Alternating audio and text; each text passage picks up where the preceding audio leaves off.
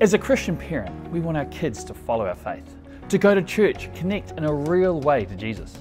But we've all heard the stories where this hasn't happened. Now, a favourite analogy of mine is the ambulance in the cliff. For me, it's one of the reasons why I work with kids and families. Now, imagine that there's a huge cliff and there are rocks at the bottom. If someone falls off the cliff, you send an ambulance to the bottom. But if you know that the cliff is there, you build a fence, right? Now, fences represent boundaries for our kids. Now, here's the thing. There are different kinds of fences, like a stone fence, or a 6-foot paling fence, or a picket fence. Now, each fence has a purpose and benefits, but they need to change as the kids grow up. When they're very young, we need to protect them from the cliff, and even from knowing or seeing it's there. So we build a big 6-foot fence that they can't see through. This is to protect them from the temptation. We don't let our kids play online games that have pop-up ads. This is because you can lose control of the ads and what they see, or the images on it. Some parents won't let their kids that are primary age play games like Fortnite.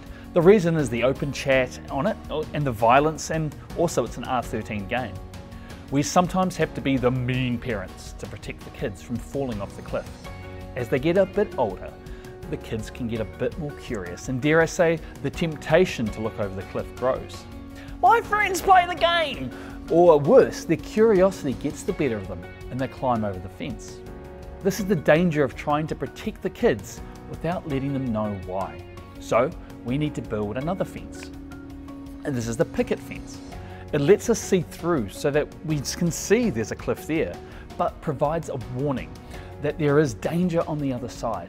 And this is where we talk to our kids about why we don't go over the fence, why we can't watch those programs or go onto those websites.